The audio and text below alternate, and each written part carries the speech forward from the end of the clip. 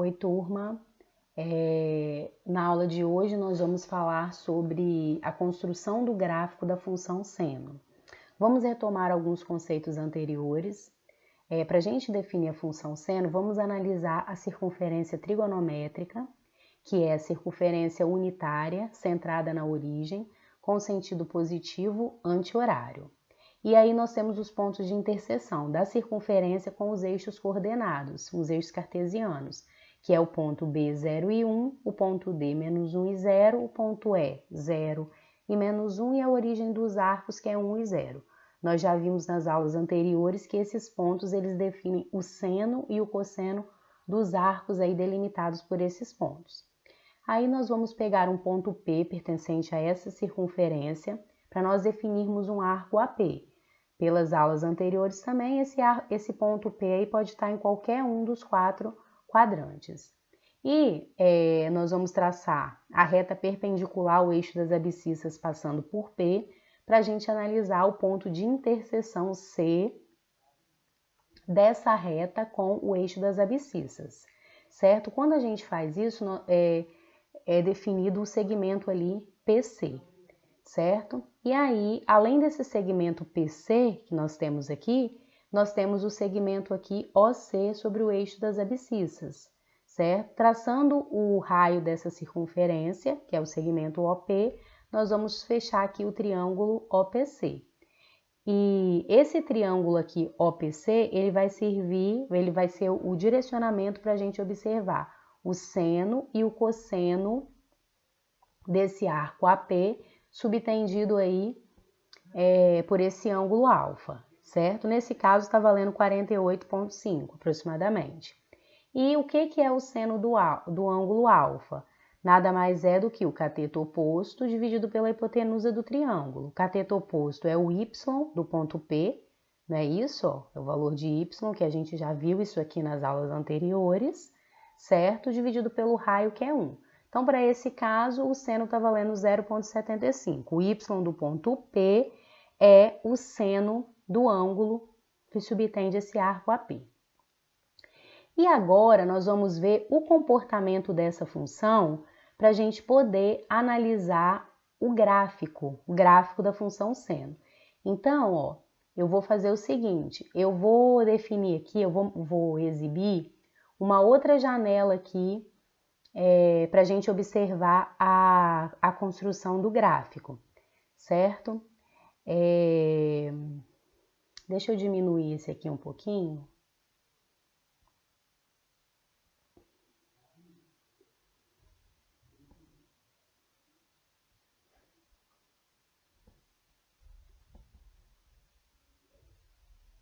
Então, vamos lá. Agora, tudo que eu fizer aqui nesse lado vai estar acontecendo aqui desse outro lado com a função. Então, olha só. Eu vou colocar esse ponto P aqui a princípio sobre o ângulo A, tá? Pra gente pegar ali o ângulo mais ou menos ali, deixa eu ver se eu vou conseguir, de 0,6, mas seria o arco 0, pra gente começar aqui a traçar o gráfico. Então, ó, aí vamos só delimitar aqui o gráfico entre menos 1 e 1, que a gente já sabe por que eu estou fazendo isso. Porque nós já vimos que o seno é a ordenada do ponto, certo? É o y do ponto. Então, ele vai estar variando aqui dentro da circunferência de menos 1 a 1. Nosso gráfico ele vai estar limitado aqui inferiormente pelo valor menos 1 e superiormente pelo valor 1. Então, vamos começar aqui a traçar esse gráfico. Então, vamos lá. Ó. À medida que eu vou aumentando o meu arco, tá? Meu arco AP, o seno do meu arco vai sendo definido. Então, vamos lá. Ó. Vou começando aumentando. Olha lá no traçado do gráfico. Ó. No primeiro quadrante, ou seja, de 0 até π sobre 2, o que está acontecendo com a função seno? Ela está sendo crescente e positiva, não é isso? Até ela chegar aqui no valor de 90 graus, certo? Que é o arco π sobre 2, aqui ó, π sobre 2 é o ângulo, cujo seno desse ângulo vale quanto? 1, certo?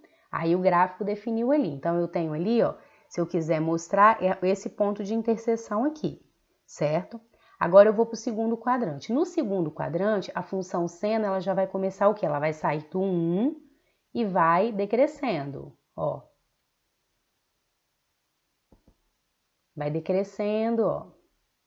Decrescendo, decrescendo, né? Isso positivamente. Então, ela foi valendo, olha lá, o 0,6, 0,5 e vai descendo o valor do y do ponto. E aí, até chegar no outro ponto crítico, que é o quê? O 180 graus.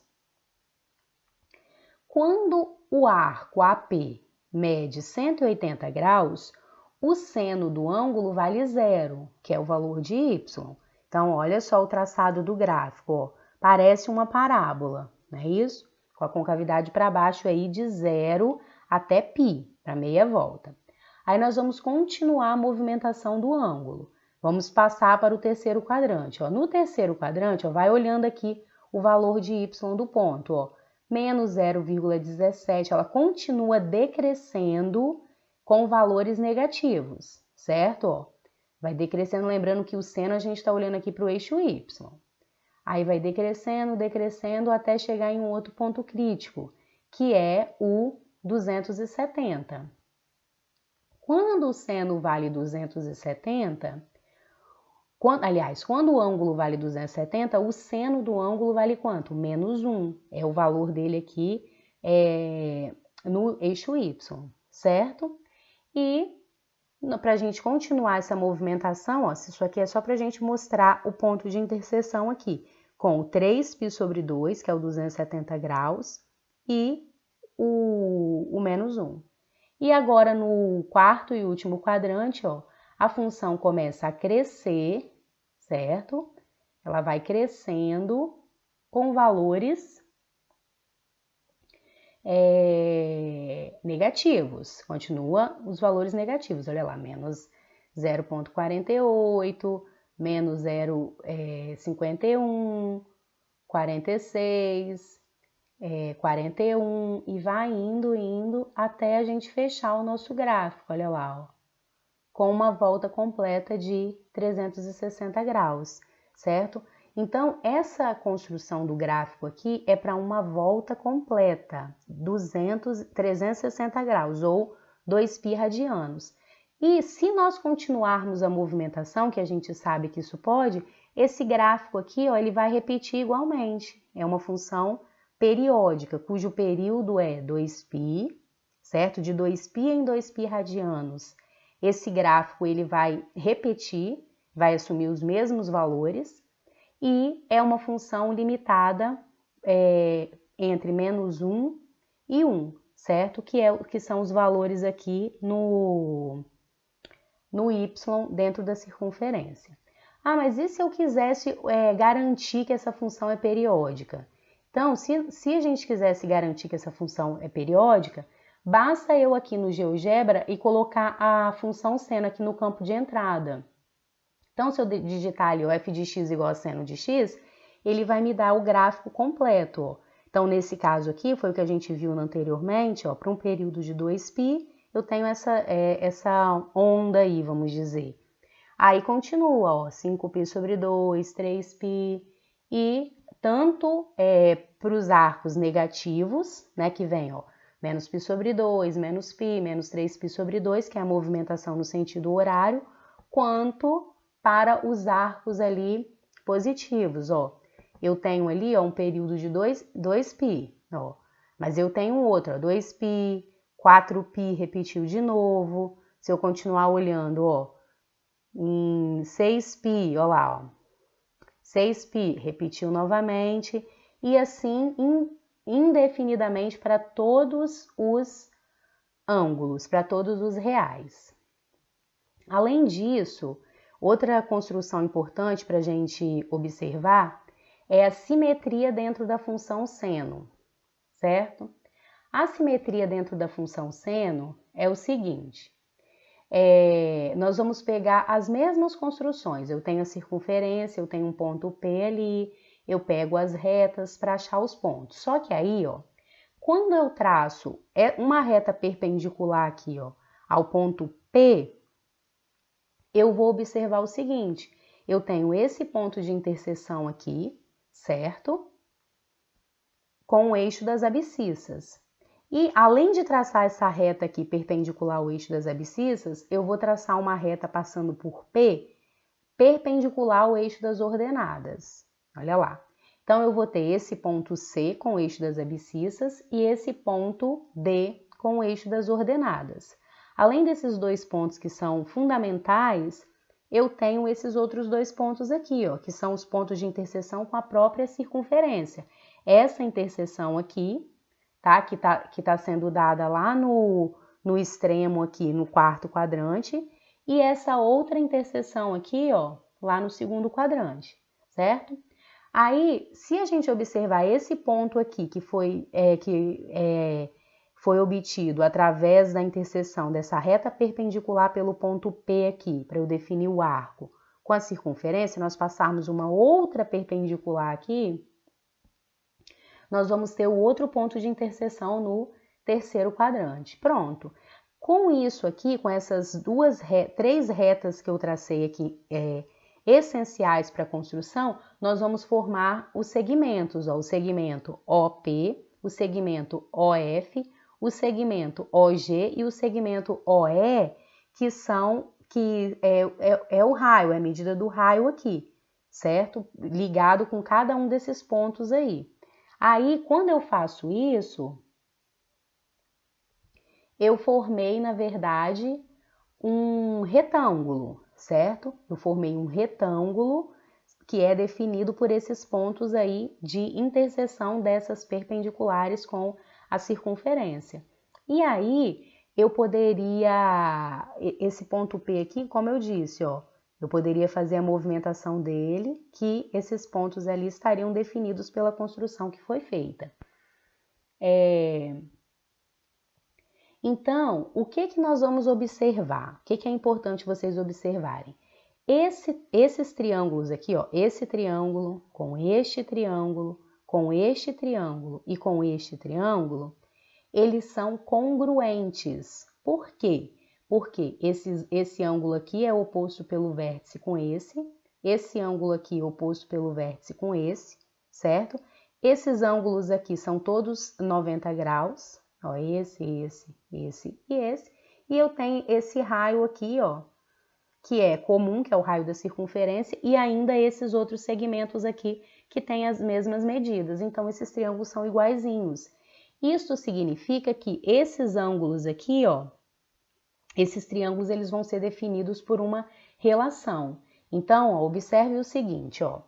Quando eu defini esse ponto P aqui, que a gente já viu isso em todas as construções anteriores referentes à circunferência trigonométrica, ele é subtendido aqui por um arco, o ângulo alfa.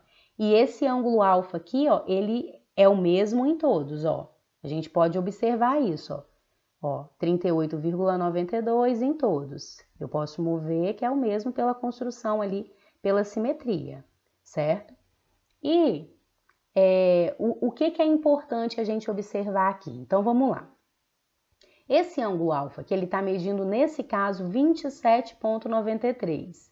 Deixa eu colocar aqui um pouquinho mais, ó, 30,19, né? Um exemplo. Aí, se a gente observar, ó, esse ângulo alfa estava aqui no primeiro quadrante. O ângulo beta, ó, ele está definido aqui no segundo quadrante, 149,81.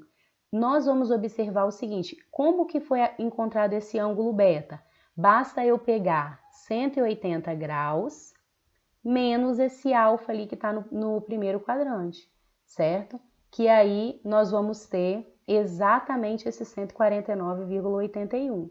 Então, ó, esse arco aqui, ó, JF, certo? Ele é o mesmo alfa que está aqui. E esse arco aqui, ó, KF, ele é esse 149,81, que nada mais é do que 180 menos o alfa. No terceiro quadrante, o arco aqui, ó, o KG, desculpa, pegando daqui, vindo até aqui, vai ser o quê? 180 mais alfa, certo? Olha lá, ó. Se eu colocar qual é esse ângulo, ele vai valer exatamente 210,19, que é o quê? 180 mais o alfa, que é 30,19, que está aqui. No quarto quadrante, ó, eu tenho que olhar para esse ângulozinho aqui. Então, vai ser o quê? 360 menos o alfa. Então, no terceiro quadrante, ó, nós vamos ter lá o ângulo de 329,81, certo? Isso aí, ó, como pela construção feita, ó, eu posso movimentar, que ele vai me dando aí o valor desses ângulos. E aí, o que está me interessando aqui? O que eu quero falar nesse vídeo? Eu quero mostrar para vocês a simetria da função seno, a redução ao primeiro quadrante, é como se fosse isso. Então, ó, se nós observarmos isso aqui, ó, qual é a simetria aqui na função seno? Então, ó, o seno de 32,6, né? O seno eu tenho que olhar para o eixo y. O seno de 32,6 é o mesmo valor do seno de 147,4, porque é o valor de y, certo? E esse valor já é o quê? Menos o seno de 212,6. Por quê? Porque nesse quadrante aqui, a única coisa que muda, ó, o seno está aqui, só que ele vai estar assumindo o valor o quê? Negativo, eles são iguais em módulo. E a mesma coisa aqui no quarto quadrante. O seno também no quarto quadrante, ó, vai ter o mesmo valor aqui do seno do terceiro quadrante, que é o oposto ao valor do seno no primeiro quadrante. Então, basicamente é isso na função seno. A função, se nós quisermos olhar essa simetria que existe através da construção desse retângulo aqui, basta a gente analisar a congruência dos triângulos e que o seno é o eixo y. Então, os valores aqui dos segmentos, eles são iguais em módulo.